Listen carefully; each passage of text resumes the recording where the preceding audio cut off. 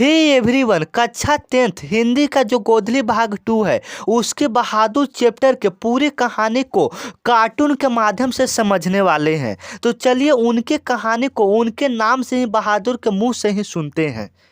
मैं बहादुर। मैं एक कहानी हूं और मेरे लेखक का नाम अमरकांत है।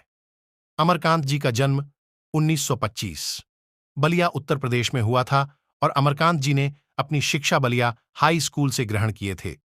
अमरकांत जी ने कई सारे कहानी भी लिखे, जैसे जिंदगी और जोक, मौत का नगर, मित्र मिलन, कुहासा। इसको डिप्टी कलेक्टर पर साहित्य अकादमी पुरस्कार मिला है। चलिए बहादुर, कहानी को शुरू करते हैं।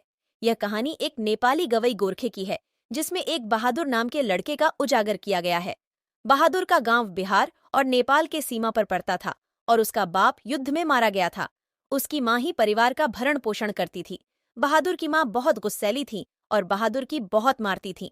उसकी माँ चाहती थी कि बहादुर घर के कामों में हाथ बटाए, लेकिन वह पहाड़ जंगलों में निकल जाता था और फल फूल तोड़कर खाता।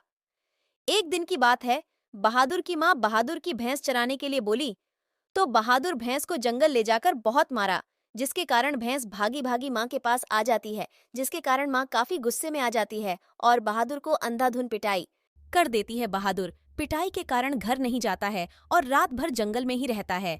सुबह होते ही घर से चोरी चुपके 2 रुपया निकालकर 6 मील की दूरी गोरखपुर स्टेशन पर चला जाता है, जहां उसको लेखक अमरकांत का साला मिलता है, जो बहादुर को लेखक अमरकांत के घर लेकर चला जाता है, जहां नौकर की बहुत ही जरूरत था।